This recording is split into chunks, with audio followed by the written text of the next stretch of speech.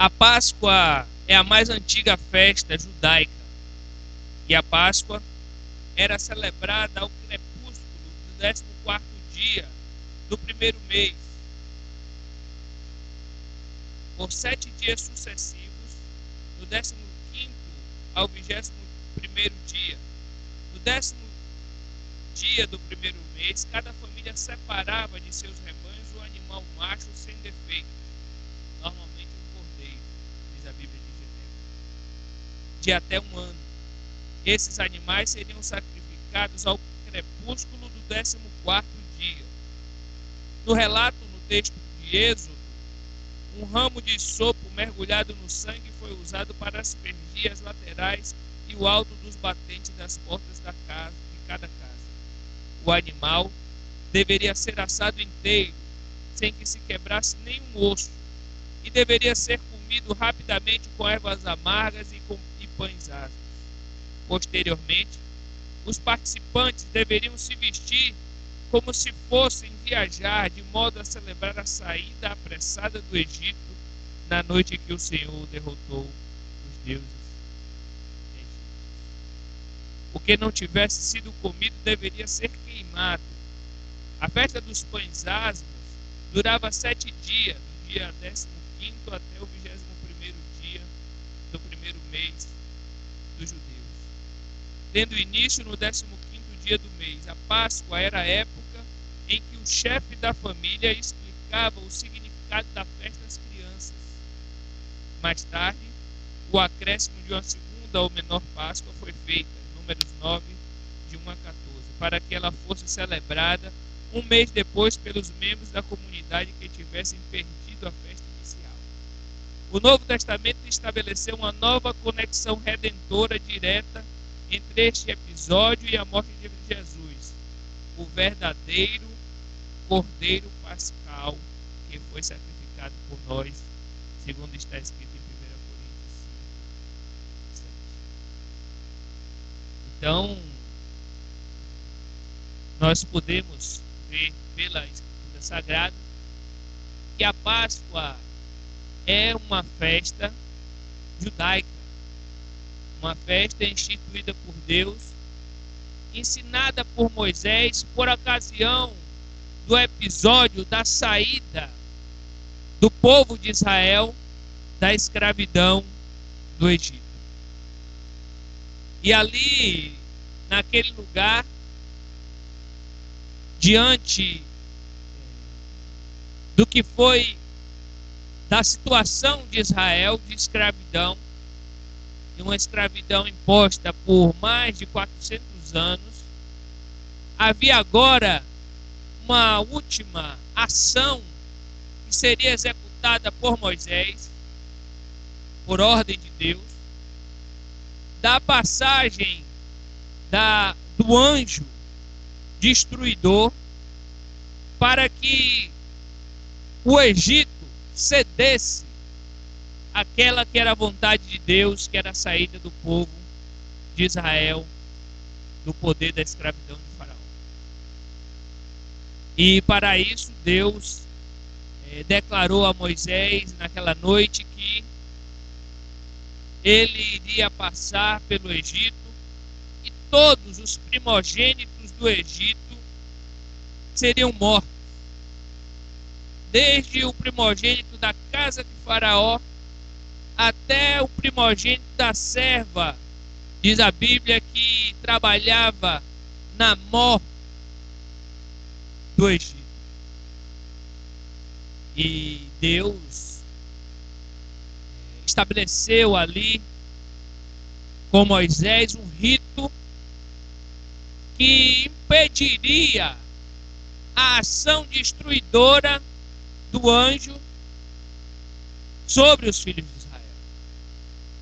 E esse rito passava pela morte de um cordeiro, de um ano, um cordeiro sem defeito, um cordeiro que seria morto num dia específico, que o seu sangue seria derramado não sem utilidade. Aquele sangue seria um sinal para que o anjo passasse sobre as casas dos israelitas. O sangue marcado nas portas dos israelitas, nos umbrais das portas e na verga das portas, seria a marca, a única marca, o único sinal que o anjo respeitaria para não executar a sua sentença de morte. E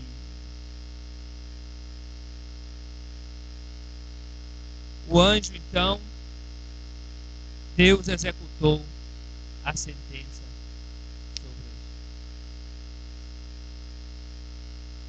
A Páscoa, então, teria que ser celebrada pelos israelitas todos os anos, e todos os anos eles relembrariam essa história,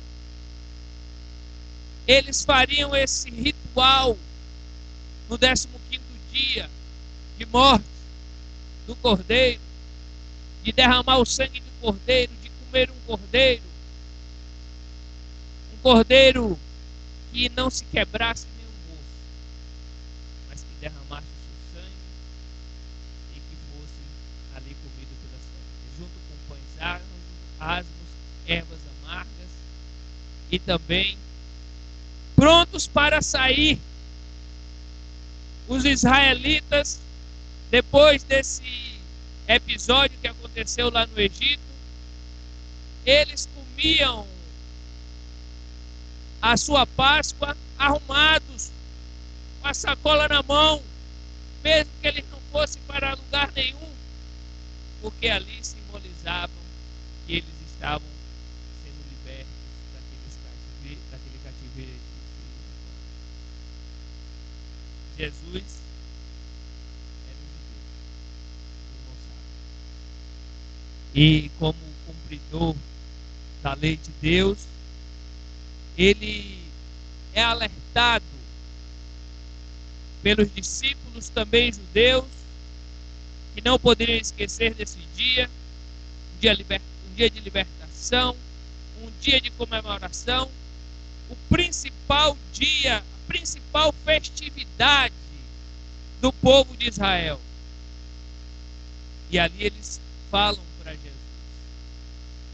onde queres que te façamos os preparativos para comeres a Páscoa? Aí Jesus então dá a instrução, faz cidade dele com um certo homem, e diz: o mestre manda dizer, o meu tempo está próximo, em tua casa celebrarei a Páscoa com os meus discípulos. E ali Jesus come a Páscoa com os discípulos, e no versículo 26, o relato a partir daí de um novo rito que é instituído por Jesus Cristo, um sacramento, o segundo sacramento dos discípulos de Jesus, a Santa Ceia. E ali ele come do pão, parte o pão, diz que aquele pão é o seu corpo, dado em favor deles, dos discípulos. Também ele bebe do vinho, dá graças, entrega aos seus discípulos e dá esse vinho para que eles bebam. E diz que o vinho representa, o sangue dele. E esse sangue é o sangue que é derramado por nós.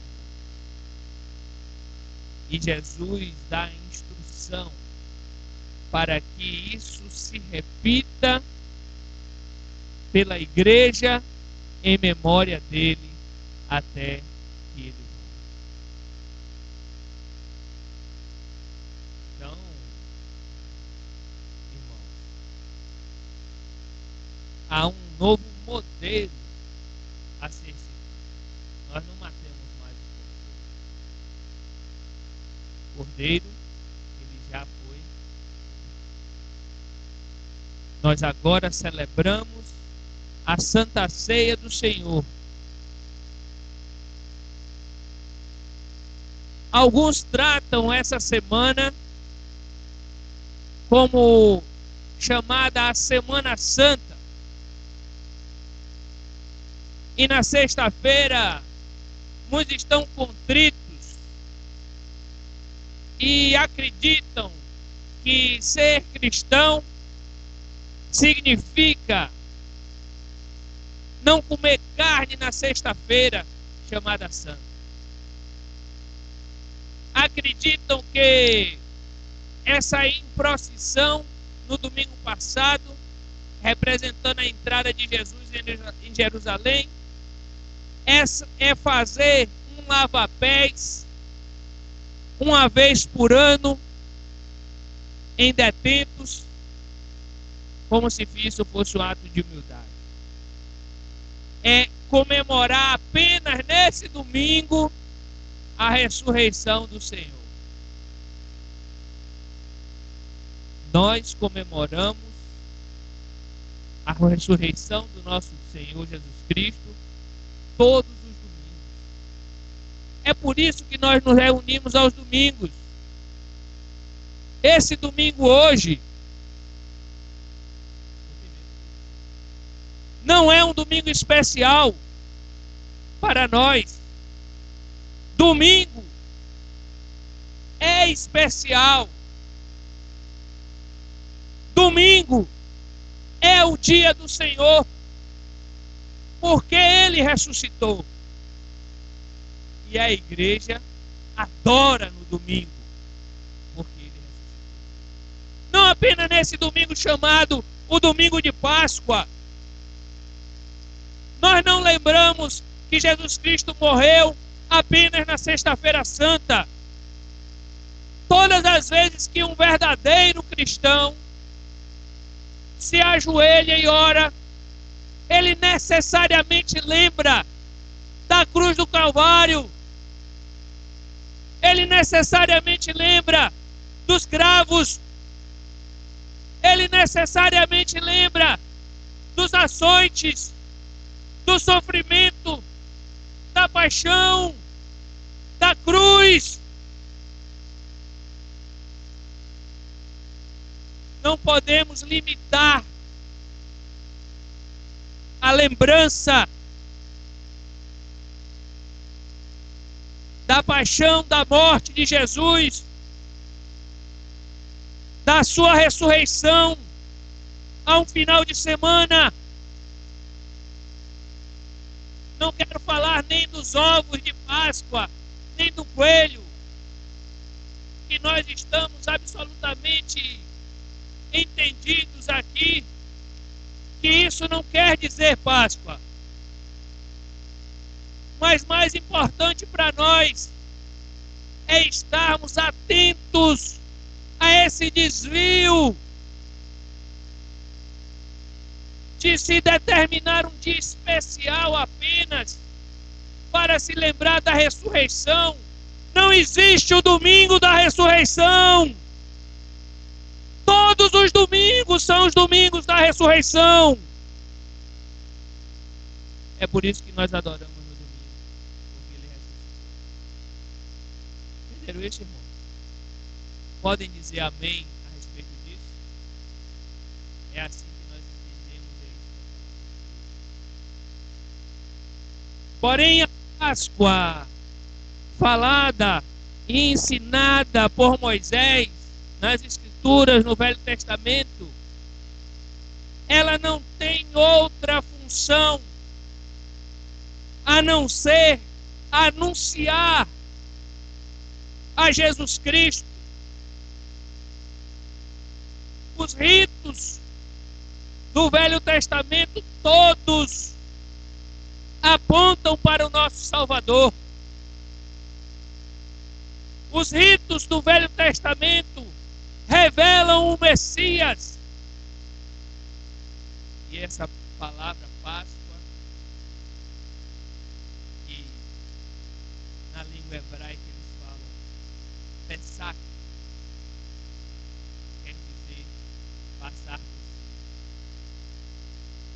passar sobre, e foi o que o anjo fez. Vendo o sangue nos umbrais das portas, nas vergas das portas, ele passou sobre as casas e não matou os israelitas, não destruiu os pecadores israelitas.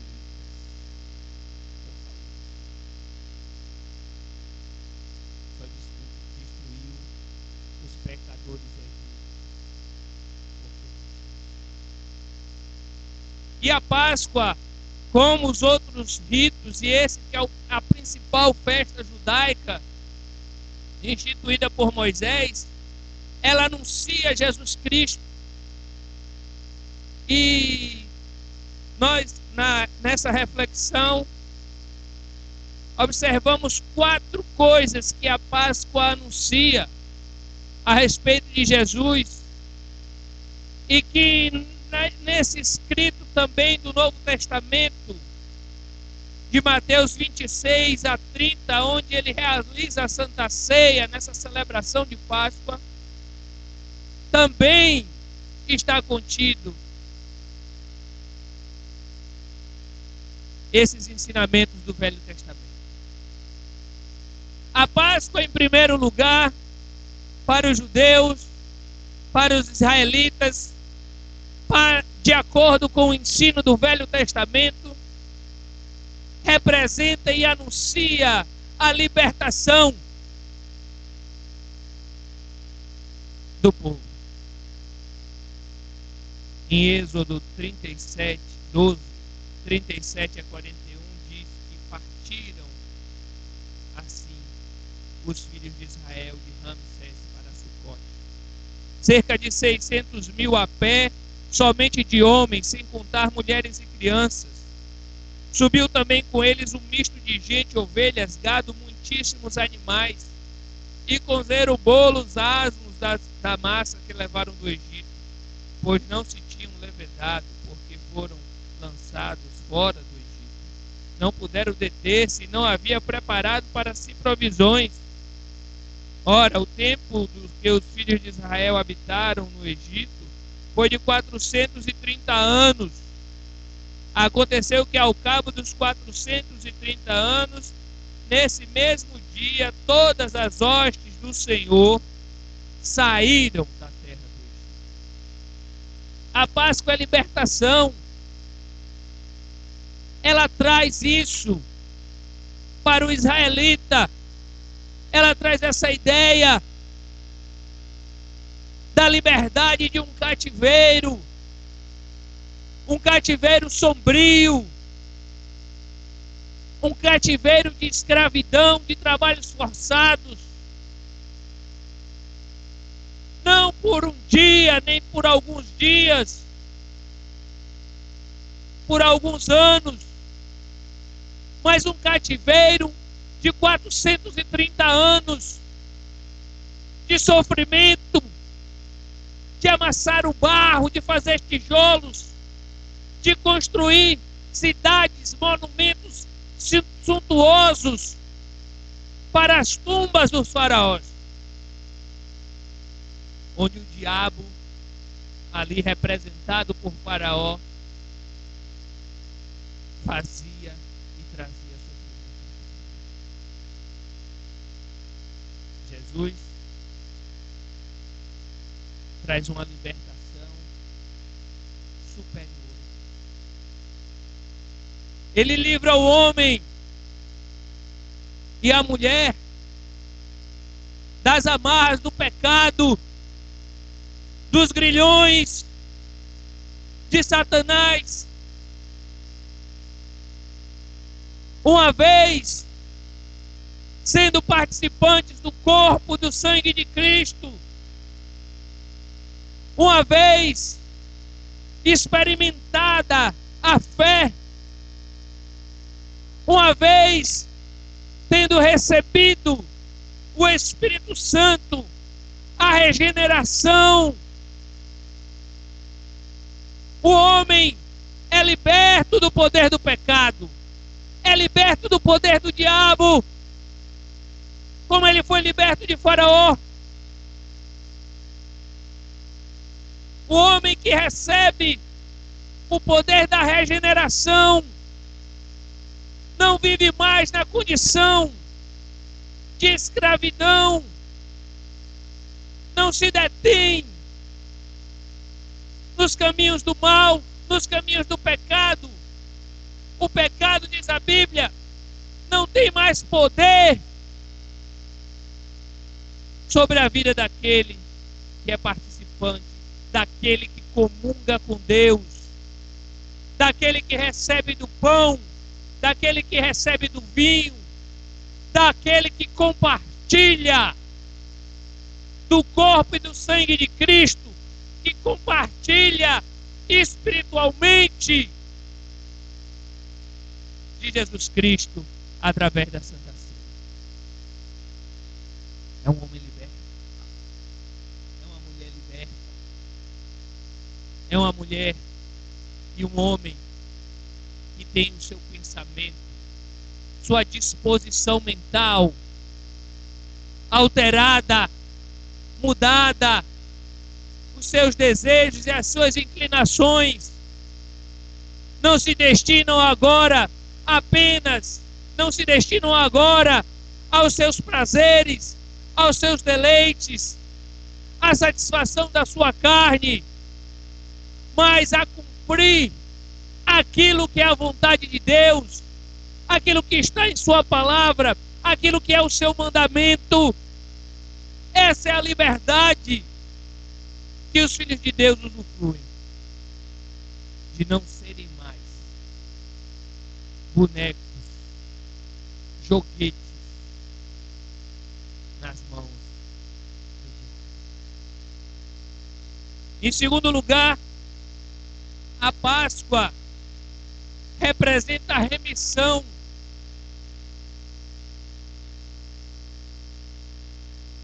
Em Êxodo 12, no capítulo 13, no versículo 13, diz que o sangue vos será por sinal nas casas em que estiverdes. Quando eu vir o sangue, passarei por vós, e não haverá entre vós praga destruidora, quando eu vir a terra. Da mesma forma, Jesus diz que o sangue dele, versículo 28 do capítulo 26 de Mateus, é o sangue da nova aliança, derramado em favor de muitos, para a remissão dos pecados. Remir significa pagar o preço por uma determinada dívida. Remir significa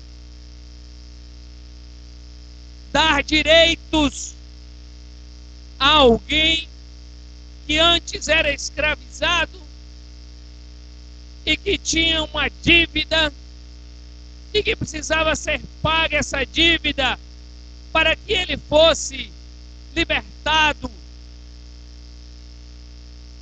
Remir significa acerto de contas,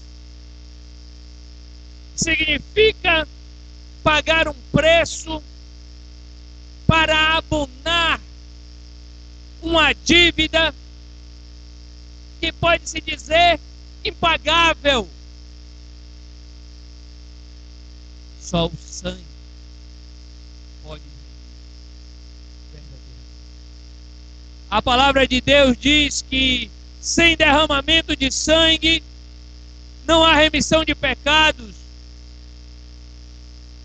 A palavra de Deus diz que nós somos libertos pelo sangue de Jesus.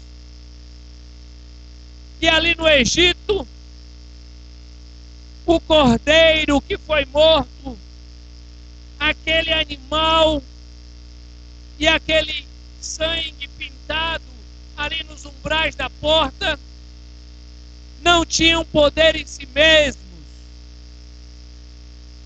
Eles simplesmente, aquele sangue simbolizava o sangue de Jesus Cristo, que foi morto antes da fundação do mundo e que seu efeito ecoa pela eternidade, por todas as eras, salva os israelitas do poder da destruição da morte, do poder da destruição, do castigo que eles também deveriam receber. Aquele sangue ali pintado nos umbrais é o sangue de Jesus Cristo que paga a dívida, que redime. É o único que pode trazer remissão. É o único que pode fazer com que haja um acerto de contas entre você e Deus. Você tem uma dívida. Essa dívida precisa ser acertada. Você não tem como. Só Jesus pode acertar a sua dívida. Só Jesus pode pagar a dívida. Você precisa crer e entregar a sua vida a Jesus.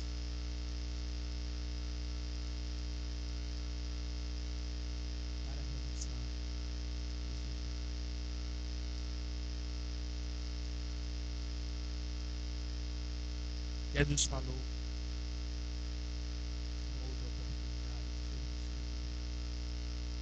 da necessidade de comer do pão. Ele disse: aquele que não come da minha carne, aquele que não bebe do meu sangue, não tem parte comigo. Não partilha, não recebeu, não foi liberto, não foi remido pelo meu sangue, porque ele disse: esse é o sangue da nova aliança para a remissão dos pecados. É necessário esse acerto, é necessário receber. A Páscoa também anuncia a chegada do reino de Deus. E ali, Êxodo 3:7, Deus anuncia a Moisés qual é o seu objetivo, qual é o seu propósito. E quando Deus anuncia um propósito, nós podemos crer que isso vai acontecer. Não é como os nossos propósitos. Que às vezes nós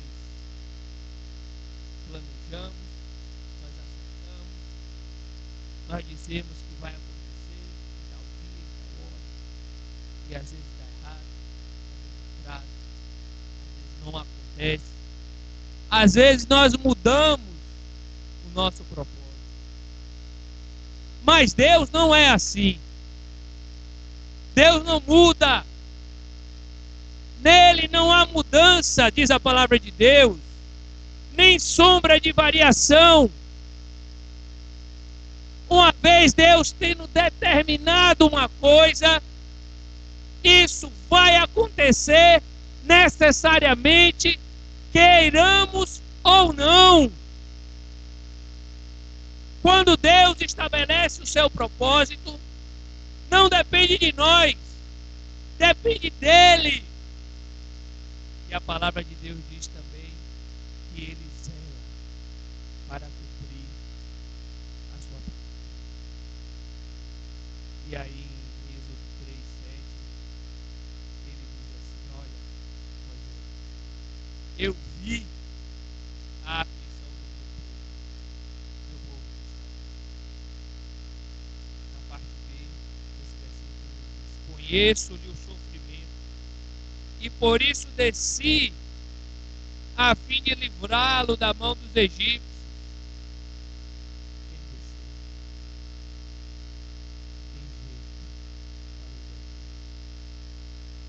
Não tem jeito para Israel.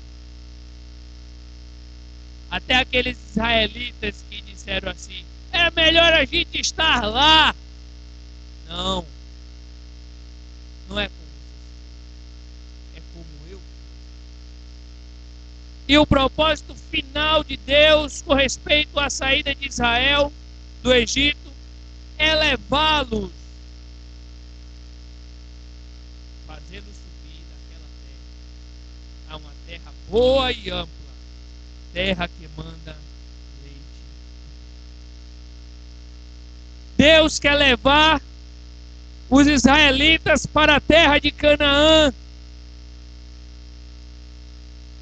Deus quer levá-los para um lugar melhor e vai fazer isso.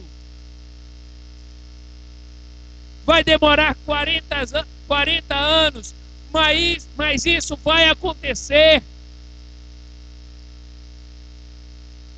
Do mesmo jeito, Jesus fala: até aquele dia em que eu hei de beber novo convosco no reino. Versículo 26, capítulo 26, versículo 29. Na celebração da Santa Ceia. A Santa Ceia, a Páscoa dos Hebreus, anuncia esse reino, anuncia essa nova perspectiva de sair de uma terra onde eles moraram inicialmente de favor, depois passaram a ser escravos, a saída deste lugar para um lugar ótimo, um lugar maravilhoso, uma terra que mana leite e mel. A Páscoa anuncia a chegada do reino de Deus. A Páscoa anuncia a chegada e a perspectiva da Canaã. E Jesus também, na celebração da Páscoa, onde ele instituiu a Santa Ceia, ele fala dessa chegada do reino de Deus. E aqui ele está falando da sua vinda e de todas as coisas maravilhosas que acontecerão mediante a sua vida. Esperem, tenham esperança. Jesus fala aos discípulos: desta hora em diante não beberei deste fruto da videira até aquele dia que eu beberei de novo com vocês. Aquele dia é o dia da vinda, é o dia da chegada, é o dia do reino de Deus. Apocalipse diz que nós veremos a nova Jerusalém descer do céu. A palavra de Deus diz que nós iremos morar na Canaã celestial,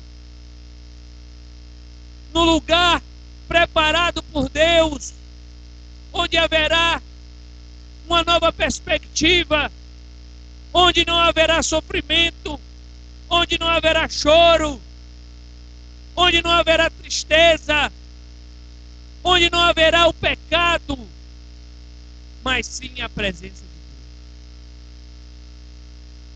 Deus. Jesus anuncia, Moisés anuncia essa vinda do reino de Deus com a libertação dos hebreus ali na Páscoa, e Jesus também anuncia a vida dele. 40 anos para chegar em Canaã. 2000 anos se passaram e Jesus ainda não voltou. E aquele dia que Jesus fala, até aquele hei de beber novo também. E Pedro fala que alguns julgam demorado o cumprimento da promessa, e alguns talvez desanimam com relação à vinda de Jesus, e alguns talvez também desatentos se comportam muitas vezes na incredulidade. Vão para o caminho da incredulidade, vão para o caminho de que ainda há tempo, de que Jesus ainda não chegou, de que quando chegar a hora eu vou me consertar. Talvez não haja tempo.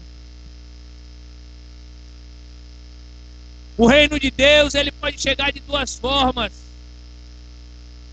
para você. Jesus pode apontar ali agora.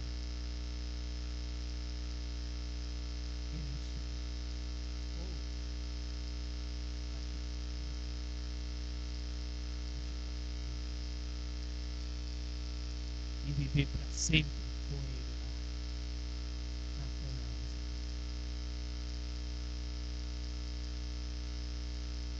Mas você pode partir ao encontro de Deus. Prepara-te para encontrar com teu Deus. Jesus disse ali ao rei Ezequias: arrume a tua casa, porque você vai morrer. E Deus fala isso para você também. Arrume a tua casa. É tempo, não há mais tempo.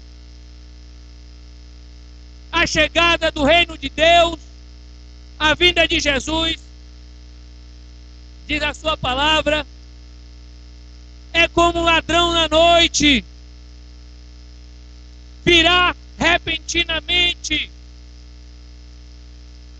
Você não estará esperando, ou estará?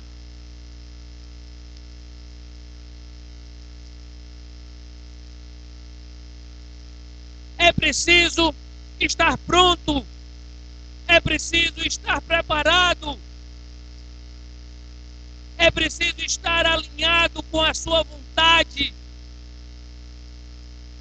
Jesus conta uma parábola daqueles servos que foram maus, que disseram: ele não vai voltar agora, vamos agir impiamente, vamos seguir o desejo dos nossos corações.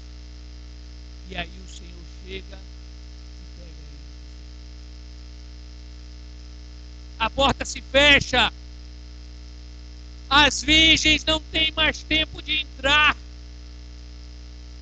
Lembram da parábola?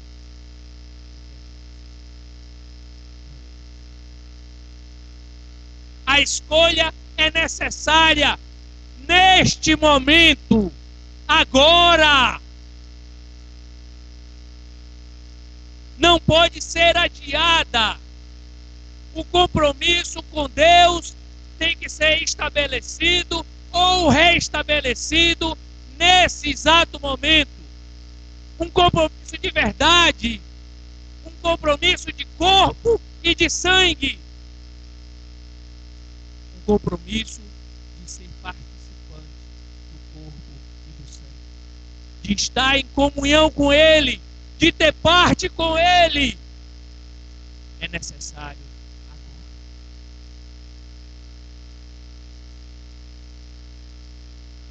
Como é que nós dizemos na Santa Ceia? Pastor Maurício diz: leia lá em 1 Coríntios 11.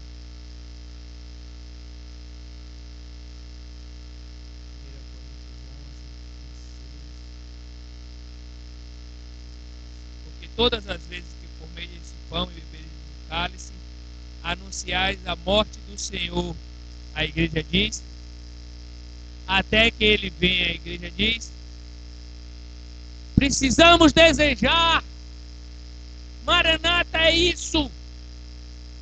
Maranata quer dizer, vem Senhor Jesus.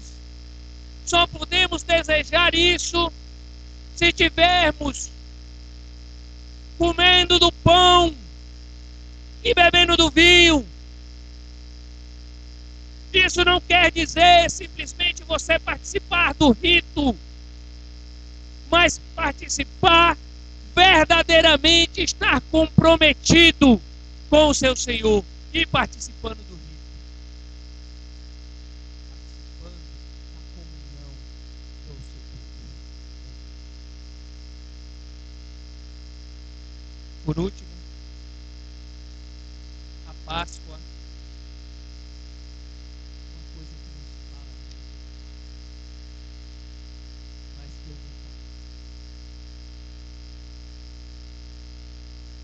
É o anúncio do juízo.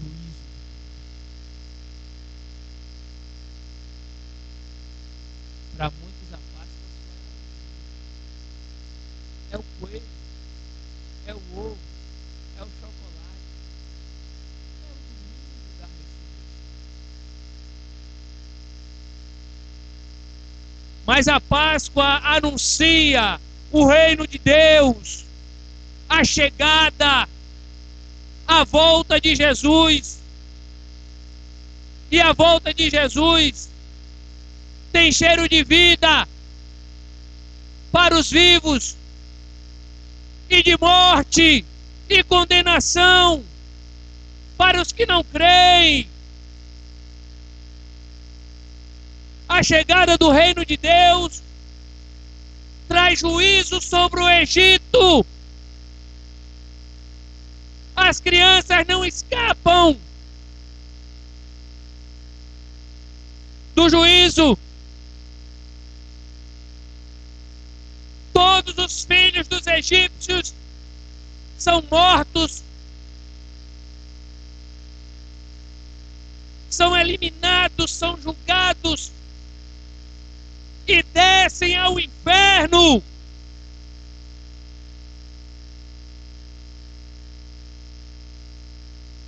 Faraó, com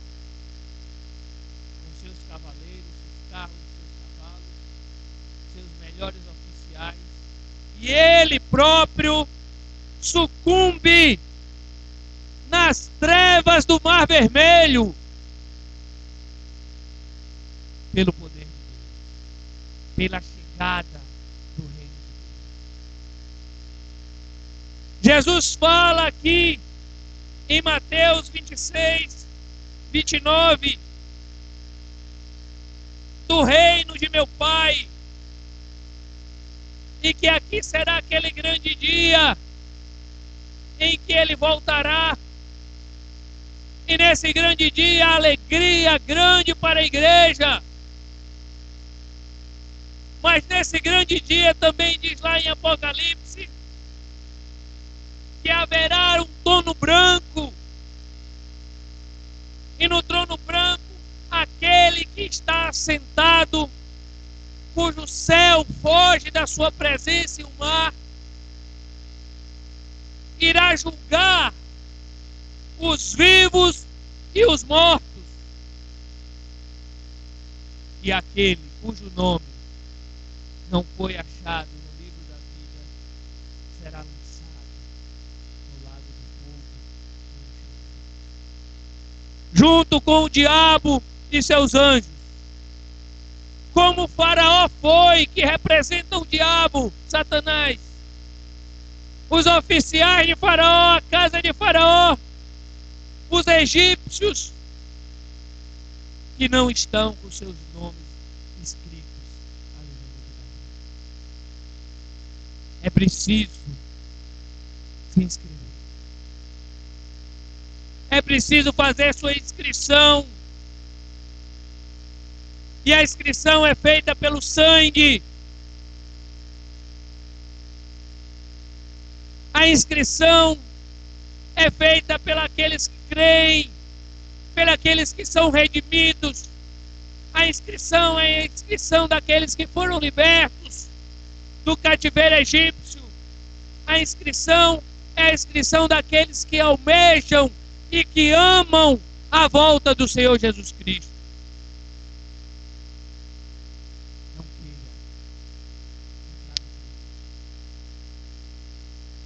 O juízo final não foi feito para nós. Não foi feito para nossos filhos.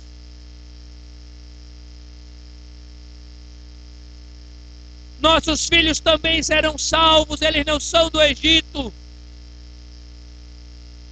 Nós precisamos lutar por eles.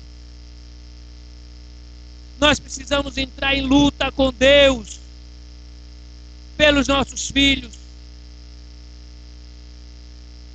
Os nossos filhos precisam tomar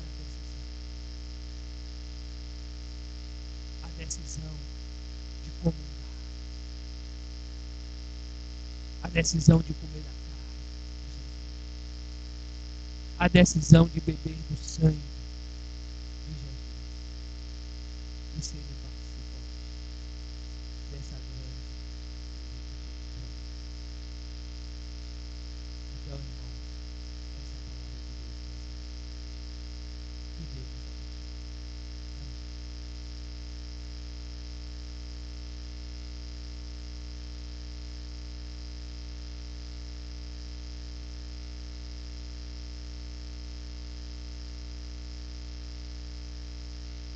Vamos então fazer uma oração final, pedir a Thales e à noite nós continuaremos às 18h.